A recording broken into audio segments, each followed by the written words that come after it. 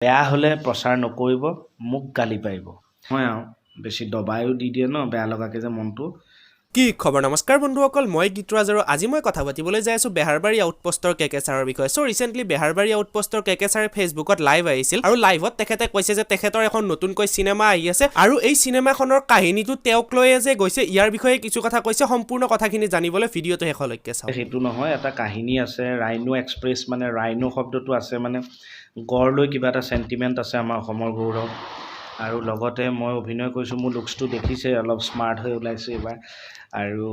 তাতে ফাইটস গান অলপ থ্ৰিল কিবা থ্ৰিলাৰ এনেকুৱা সকলো ধৰণৰ ৰস অলপ পাব তে আমাৰ বিশ্বাস আপোনালোকে সিনেমাখন চাব আৰু চাই ভাল পাব হাঁহিব আৰু অনবৰত হাঁহিব আপোনালোকে হাঁহি পেটৰ নাই ডাল হৈ যাব আপোনালোকৰ পেট বিষাই যাব এইবোৰ ক'ব নোৱাৰো কিন্তু হাওঁকে এবাৰ হলেও যে হাঁহিব সেইটো মই আত্মবিশ্বাসে ক'ব পাৰো আৰু সিনেমাখন চাই আপোনালোকে কোনবা এটা মুহূৰ্তত চিঞৰিব সেইটো মই ক'ব পাৰো আৰু এতিয়া আগতটো বেছি বৰ কথা মাতিও লাভ নাই সেয়া মোৰ আত্মবিশ্বাস সেয়া মোৰ অনুভৱেহে কৈছো আপোনালোকে নেদেখালেকেতো আপোনালোকৰ পছন্দ অপছন্দ সেই কথাবোৰ তেতিয়াহে আহিব গতিকে আমি ভাল হওক বুলি কৰিছো ইমান টকা পইচা খৰচ কৰিছো আমিও যিমান পাৰো আপ্ৰাণ চেষ্টা কৰিছো কাৰণ তেনেকে সুবিধা ইমান দিন পোৱাও নাই সিনেমা কৰিছো ভাল চৰিত্ৰও কৰিছো কিন্তু মানে কাহিনী এটা মুখ লৈ যোৱা নাছিল আগতে আৰু সেইটো মোৰ সময়ো হোৱা নাছিল বা মই সেইখিনি কেৰি কৰিব পৰা হোৱাও নাছিল সেইকাৰণে নাই তেনেকে মিলা নাই মোৰ লগত সেইটো লৈ দুখ আক্ষেপো নাই এইখন সিনেমাত যেহেতু ট্ৰেকটো কমেডি আমি সেইটো লগতে বেহাৰবাৰীত কৰি থাকো গতিকে এইখন সিনেমাত মণি সিনহাদেৱে সুবিধা দিলে অজয় বৰ্মা তেওঁ প্ৰডিউচাৰ মাৰোৱাৰী মানুহ তেওঁ প্ৰডিউচ কৰিছে গতিকে এইটো মই যি জান দি কৰিছো ভাবিছো এখন ভাল হলে মোৰো অভিনয় যাত্ৰাটো আগবাঢ়িব সিৰিয়েলৰ নাটক কৰিছিলো সিৰিয়েল কৰিলো সিনেমাৰ অভিনয় সম্পৰ্কে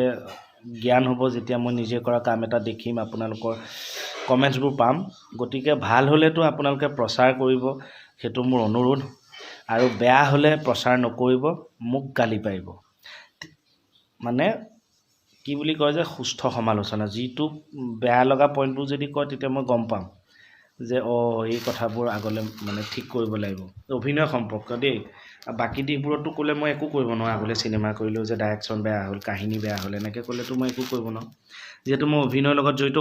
মোৰ অভিনয় সম্পৰ্কে যদি কয় সুন্দৰকে কাৰাকে নহয় আৰু বেছি দবায়ো দি দিয়ে ন বেয়া লগাকে যে মনটো সেই কাৰণে তেনেকে নিদিব আপোনালোকৰ মাজৰে এজন বুলি মৰমেৰে লিখিব সেইটোৱে আশা কৰিলো ভাল পালে শ্বেয়াৰ কৰিব 4 মাৰ্চত আহি আছে আপোনালোকৰ booster dose rhino express so হয়তো আপোনালোকে কেকেছাৰৰ কথাখিনি শুনিলে আৰু ইয়াতে মই কেৱল এটা সৰু অংশহে দেখুৱাই দিলো সম্পূৰ্ণ ফেসবুক লাইভ ভিডিওটোৰ লিংক ডেসক্ৰিপচনত দিয়া আছে তাৰ পৰা নিশ্চয়কৈ চাই ল'ব পাৰিব বাৰু আপুনি ৰাইনো এক্সপ্ৰেছ চাবলৈ আগ্ৰহী নে নিশ্চয়কৈ কমেন্ট কৰি জনাব সো এইটোৱে আছিল আজিৰ এটা সৰু ভিডিও তেতিয়ালৈকে লৈছো বিদায় জয় অসম নমস্কাৰ